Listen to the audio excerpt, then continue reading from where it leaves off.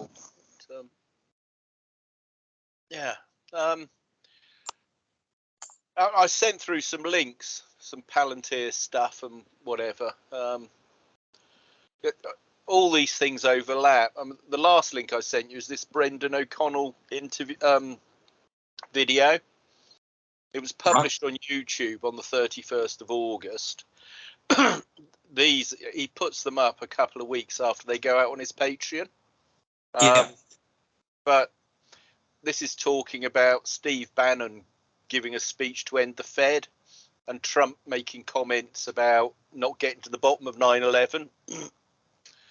And it's talking his basic thesis is that the East India Trading Company is really behind all the foundations and all the rest of it. And this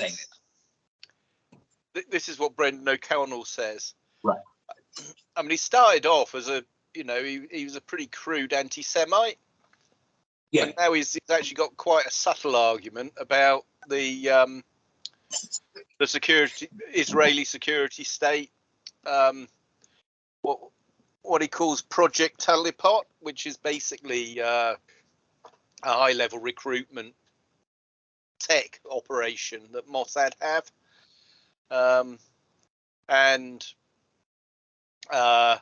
so he's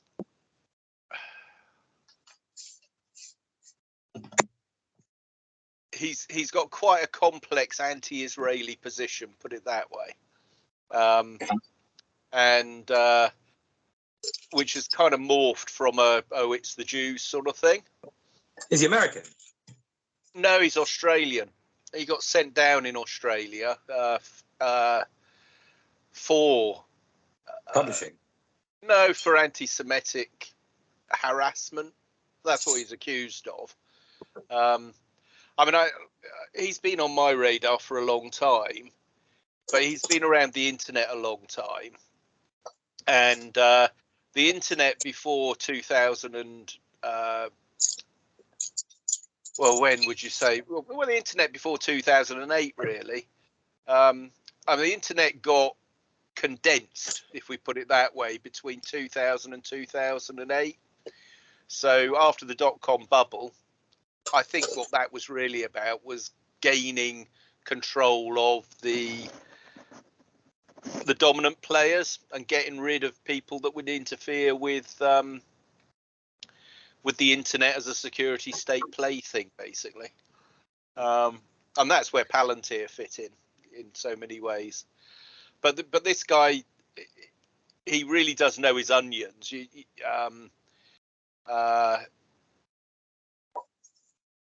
And I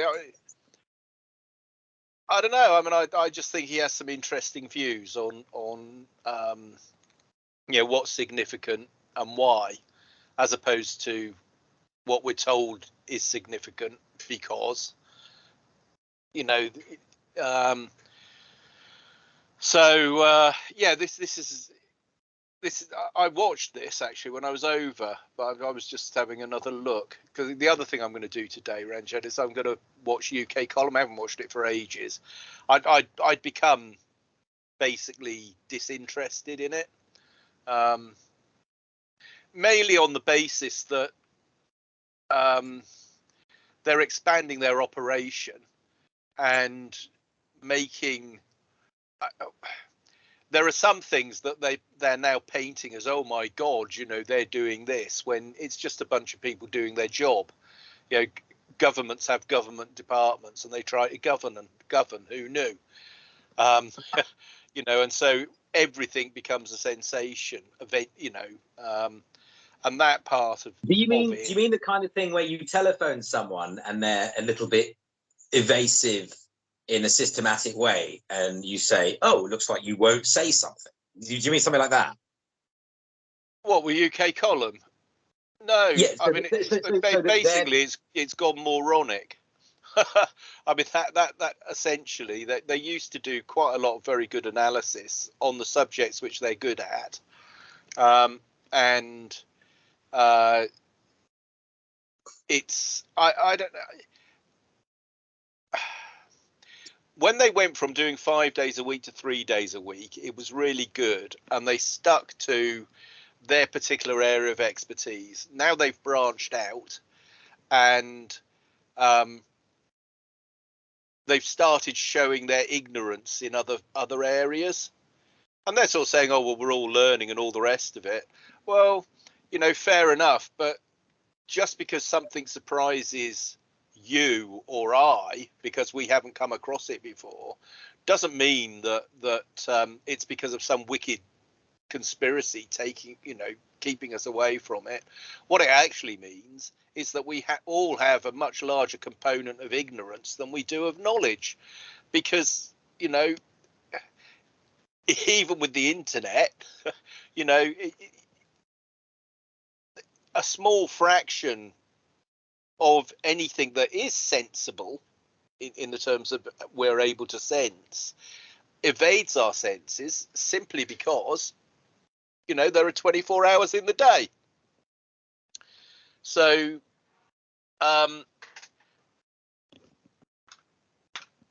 the lack of attention span and the lack of discernment that's paraded on the internet never ceases to amaze me.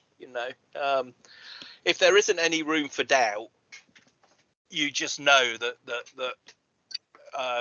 whoever is saying, well, there's no doubt, or can be no doubt, it's a pretty deluded position to take, I think. So I don't know. I mean, but anyway, I haven't watched it for a while, so I'll see if I can stomach some of it. I might, see whether it's. I imagine it's going to be an absolute horror show, but there you go. Okay. Cool. And so, what time is it now? Is it 12 o'clock or something? 12:30. Right. So it's going to be soon. It comes on at 1. It's 1:30 here, so 2 o'clock for me.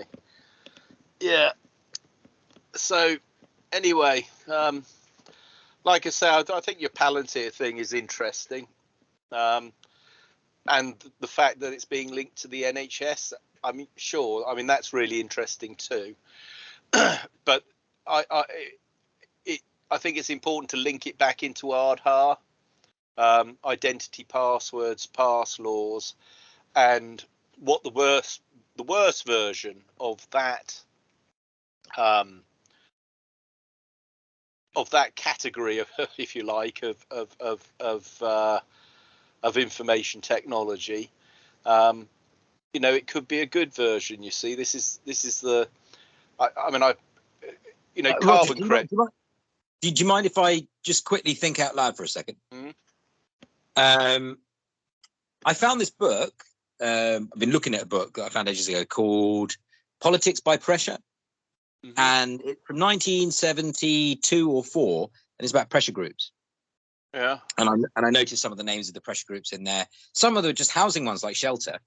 And there were one about schools and things like that. So I was looking at it, and I was thinking about that. And yeah, so I looked at the history of Shelter because it was mentioned. I found a video from the University of Birmingham about the history of tramps. The video was probably somewhere between 3 and 5 years old. Very good.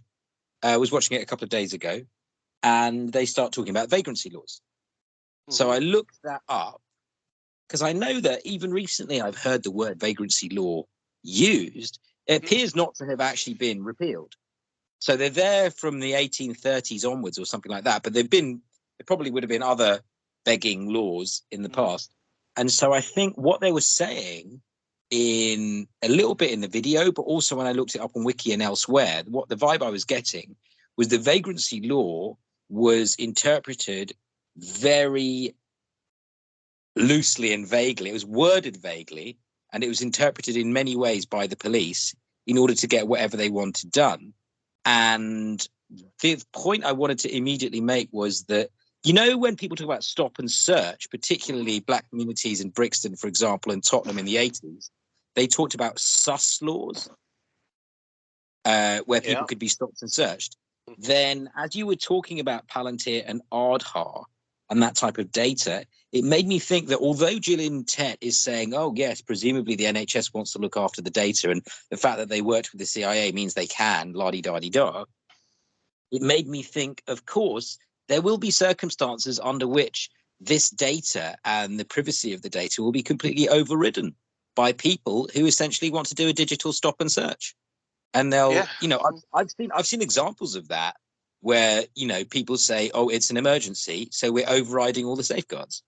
And they just say we can get it, so we can. And they don't even need to go to a court to get that permission. So you can't even defend yourself against it. Well, I guess it's easier to say. It's easier to say, "Trust me, I'm a doctor," than "Trust me, I'm a spook." Wow. You know. Well, I mean, yeah, but so this is the overlap that we're talking about, isn't it? Because the medical military overlap is real, isn't it? You know, it is real. There is. I mean, I sent you a link. The psychiatry. There's there was a really good article, academic in Cardiff published it, which I enjoyed and reblogged and made some comments on it, which is in the links I sent you. Okay. And talking about a medical security state, biomedical security state, and it was very good, and a lot of people read it on their blog. No one ever reads my blog, but you know, it's that's a really good article, which is on that point. Okay, thanks. But at the end of the day, though, Ranjan, it's all about rationing. It's about rationing carbon. So it's about promoting. It's promoting scarcity. That's what financialized capitalism has always been about, keeping the monetary specie scarce, right? So there's a famous quote by someone called Elizabeth Leese, who was an activist against the robber barons in the 1880s or 1890s, and she talks about they're keeping the monetary specie scarce. And that drives up prices. It's not lack of produce. It's, you know, the standard axiom of economics, or the aphorism more like it, is too much money chasing too few goods. Right. Is that actually it's too few? Good money drives out the bad kind of vibe. That's Gresham's law. It's different to that. Okay. Supply and demand, Keynes, right? The explanation of inflation at the basic level of classical economics is inflation is caused by too much money chasing too few goods, right? Right. That's right. And it's a complete red herring. It's a total misnomer. What basically, if you keep the monetary species in shorter supply, it drives up the cost of money. Banks produce money, credit, debt, and restricting the supply of the money, controls people's access to goods. So this is the great money trick in Robert Tressel's The Ragged Trousered Philanthropist. A young filmmaker was wanting to make a film of that book, and he did do a trailer and has got the great money trick in there. It's exactly the same now, and that's what Elizabeth Leese was saying and all the rest of it. So what they're going to do is keep good carbon credits in short supply, because there's a limit to, you know, the boundary conditions are that to gear up production to get anywhere near what's produced by hydrocarbons, is going to take a long time, And the truth is, we probably won't ever get there. And there's actually no need to. Only in the sense that, though, environmental damage is caused locally by invasive industrial mining operations. But that's true of that's just as true of so-called renewables or good energy. But the point is that this is that 16-to-1 thing that I did, and I put it in my blog again today. Keeping the monetary unit in short supply, okay, requires a myth of scarcity, right? And the myth of scarcity in Ehrlich and the population bomb, in Malthus, at all points in between. There was a long article on the BBC website the other day talking about, is overpopulation a myth? Elon Musk says overpopulation is a myth. I mean, I blogged on this at the end of 2019, quoting someone called Robert Ayres, who wrote a paper saying, effectively, if you mine your waste, you never run out of stuff, right? We're not running out of stuff anyway, but if you recycle stuff, right, you can go on indefinitely. People go on about the third and fourth laws of thermodynamics and all of this stuff. And Ayres uses that law to actually say, well, you're misapplying the concept. There's conservation of energy. So scarcity is a great big huge fat myth, okay, apart from in local situations for defined periods of time, right? But scarcity of money, because it's a man-made product, okay, it's not a myth. It's the policy. So that this is when Carol Quigley in Tragedy and Hope says money and goods are different. I mean, Quigley had this absolutely right. But the thing is, Ranjan,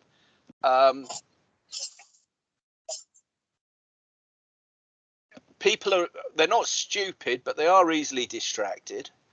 And then it comes back to that thing, the discombobulation, the Keynes thing you said, or the, the bamboozle and debamboozle. Bamboozlement, yeah. Consent Factory today is very good. That Dr. Besmet or whatever, the Belgian bloke, mass hypnosis, psycho, whatever, right? Uh-huh. He went on the Alex Jones show. Now, okay. that means two things. Alex Jones is trying to fuck him up because he's said something too truthful, or it's something that the establishment wants to perpetuate. Because Alex Jones is basically a gold bug, and he's on the side of the East Coast bankers. Well, actually, so I mean, it's the old William Jennings Bryan. I will not be crucified on this cross of gold side of things, right? Uh-huh. And Alex Jones and all that lot are all gold bugs. And there's a guy called Walter Burian, who I quote in my blog today. I've quoted him before, who's got this all absolutely down. It's all figured out, right? But the good stuff gets buried. The good stuff gets diverted from people's eyes. That's a fact. And the internet makes that fairly easy to do. And it's not diverted with nonsense all the time. It's people are diverted into good information, which is presented out of context or without some of the other context, which makes it actually useful information, right? The difference between good information and useful information. It's you need a hammer to bang in a nail and a screwdriver to screw in a screw. So 3 years after all the lockdowns and all of that started, right, people have had plenty of time to actually start thinking critically about some of these new things they've come to believe, right? And frankly, I'm fucking fed up, because I'll explain anything as many times as someone wants to if they're not, if they haven't understood or I haven't made myself clear, right? Yeah. But what I don't like doing is explaining over and over and over to someone who can't be fucking bothered to go away and do their own fucking homework.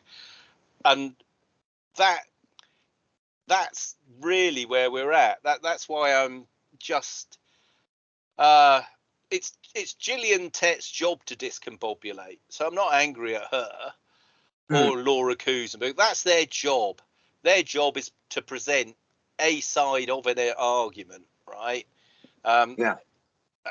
Independent journalism, investigative journalism, or whatever, such that it ever existed. That's not what they do. So, you know, that's not what PR people do. You know, it's not what, you know, I mean, my job as a businessman is to operate within the laws as they exist and to serve my customers' best interests according to putting together what's available. Yeah. Right. But I wouldn't be a very good businessman if I didn't know what the connections around my subject. Right. And it's always very easy to blame other people or them or the other, you know, and that's just where we are. Basically, if someone's got a point to argue the point. So, for instance, people can publish articles or send them into the WF to go on their website. So it would be a story to sort of say, right, okay, I'm going to take issue with some of these policies, and I take issue with quite a lot of them, right? But if I'm going to criticize the WF, I'm going to engage with them and say, well, actually, I think you're wrong. Have you considered this? Now, I engage with those people by occasionally looking at Project Syndicate and commenting on that. Yeah. Right. So I don't understand why people just don't take the responsibility to sort of say, well, you know, no, actually, you're wrong, and argue the case. And in the public forums there. Now, I know there's forum sliding. There's, you know, people would get outright banned or whatever. But I think you just have to, unless you engage and give alternative and better suggestions, right? I don't understand that world. You know, you know, we're all victims of Klaus Schwab. Fuck off. You know, I'd debate him in public on anything. You know, I would stand up and say, no, I think you're wrong about this.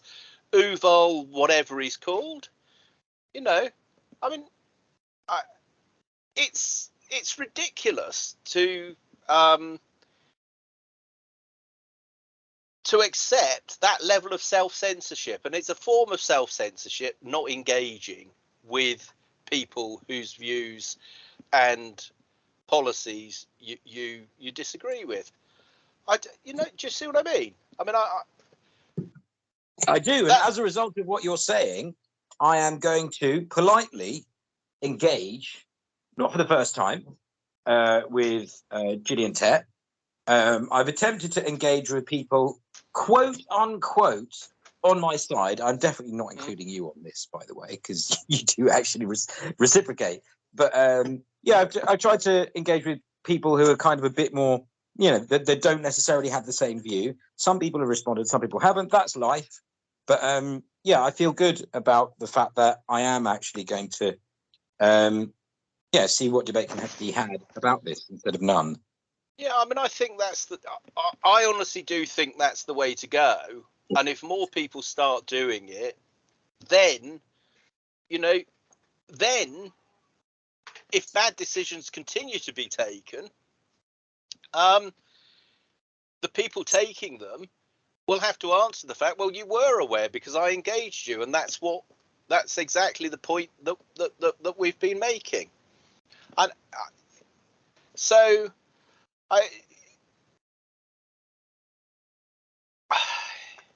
It's so bloody obvious that's what's required. You know, the internet can be bloody awful, but you know, people can use it to do that. Sure. Yeah, no, and I should. I've decided that's what I'm going to do. I don't know what the time is. I assume it's time for you to get ready for whatchamacallit. Well, it's 10 to 1. I'd probably only be able to stomach 10 minutes of it. Maybe I'll be pleasantly surprised. I shouldn't make yeah. up my mind when, but there's a book launch tonight. I think I'm going to go.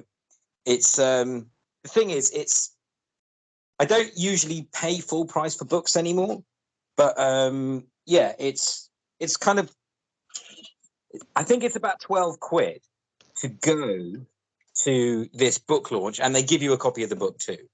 Oh right, and what's the book called? So here's the thing. The book is called Our Bloc, How We Win, something like that. And it's by James Schnieder, who was Jeremy Corbyn's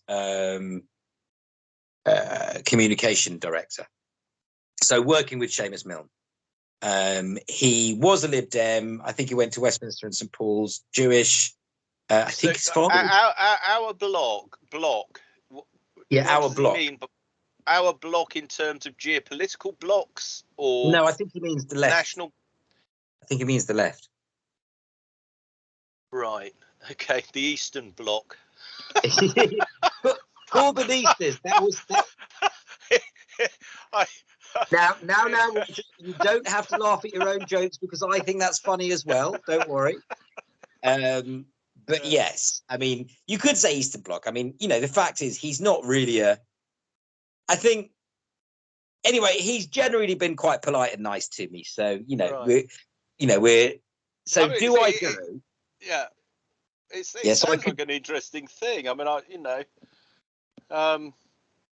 so would Jeremy Corbyn be there, or I'm sure or John O'Donnell or whatever? Yeah, I asked John McDonnell if he was going to go, and he said that he said he had a terrible cold, and I said I perfectly understand. Get well soon. I'd go if I were you. I'd go. I mean, you know, I asked if I could interview him, and he said yes. Oh, cool. Go do it. Yeah. Why don't you speak to William and say, look, why don't we go to this? And, you know, then you get paid for going as well. Well, no, because William is interested in betting odds, and this is. Well, I mean, there's no angle here. There isn't. Isn't there? I'm telling you. How many will it sell? Yeah, exactly. I'm assuming it's a hardback. And I keep telling William that I'm going to read up on Kenneth Arrow and send him some sort of a briefing. Can you save me some time and tell me what does Kenneth Arrow mean to you? Nothing. Okay. I understand he was an economist who, a little bit like Coase, was quite into the idea of measuring the risk everywhere. And when I was reading Inventing Money, all the traders apparently loved him. You know, because they're just, oh, yes, you know, basically, as you said, oh, let's bet on if that fly is going to hit that window in the next 5 seconds, that type of thing.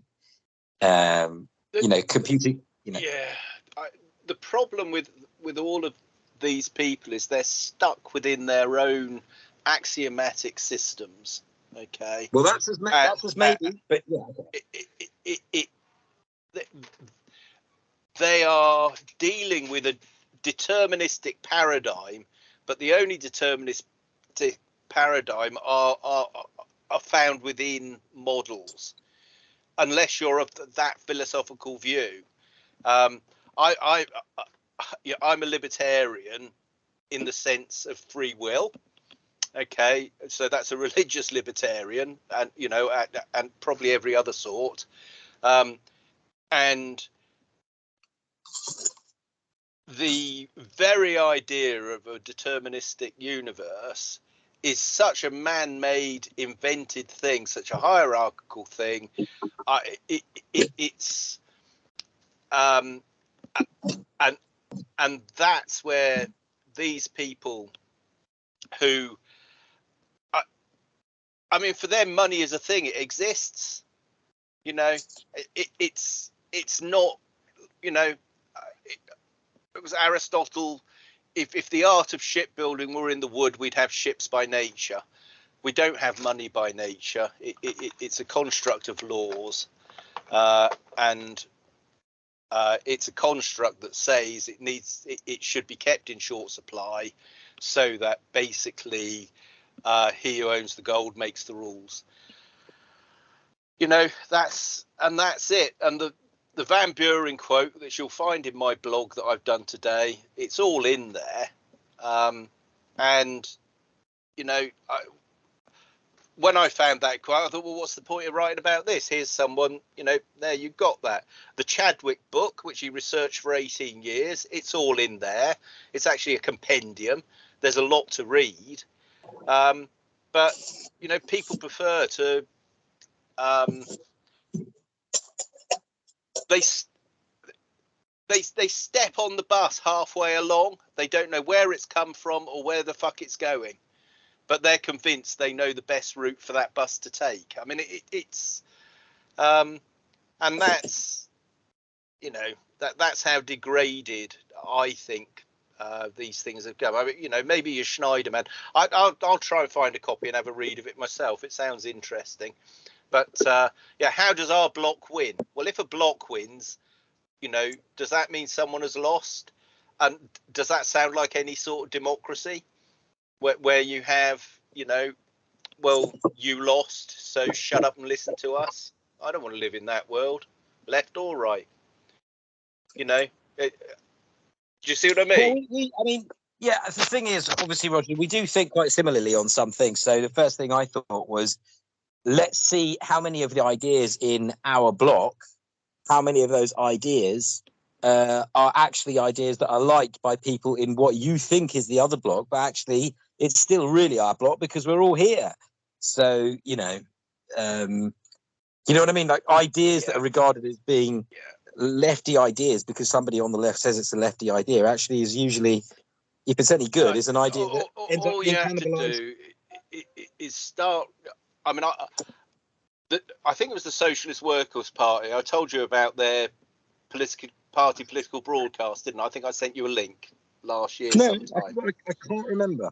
Well, I did. Anyway, it's really good. And but I went on their forum or blog, and you know, they made a great party political broadcast. But fucking hell, it's how many angels can dance on a head of a pin. You know, it like how can our bloc win? Pedantry. Well, it's how can our bloc win? Well, it's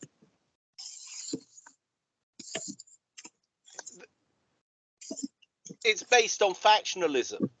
You know, I mean, our bloc couldn't even beat its fucking self.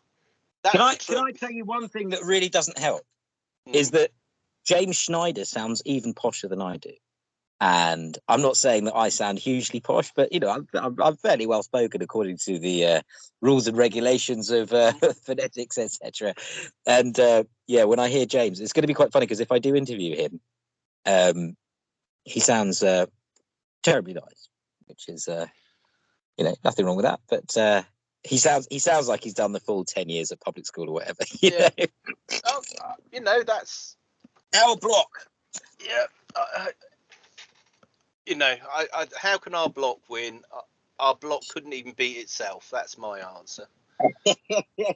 Our bloc needs to redefine the word "our." Yeah. Yeah. I mean, our bloc is a great big tent with all of us stood outside pissing in, whereas their bloc is a great big tent with lots of people inside pissing out. And that's the kind of bloc you want to be in, is where everyone's inside pissing out. Well, good call. I don't. Was it Johnson? I think Johnson said better to be on the inside pissing out than the outside pissing in. Yeah. I mean, Lyndon. I mean, yeah. Well, I mean, you know, enough of our bloc. What about Ardha? Yeah. What have you got to say about Ardha? Knowing me and knowing you. Have you already done that? Have you already? I bet you have. Have you already blogged? No, but I mean, have you already blogged the Ardha moment? Yes, Have you done something with the title, The Ardha Moment?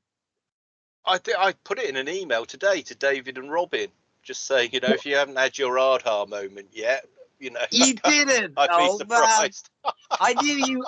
Yeah, I kind of knew you. You always get there well before. Anyway, so fine. Have you blogged it though? Have you stuck it on a blog? You must have.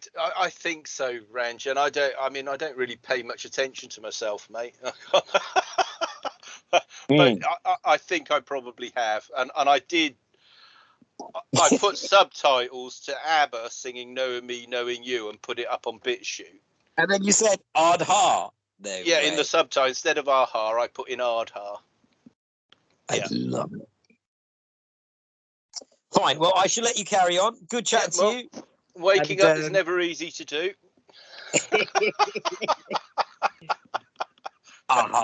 Okay, fine. I'll speak to you in a bit. Cheers. Bye. Bye.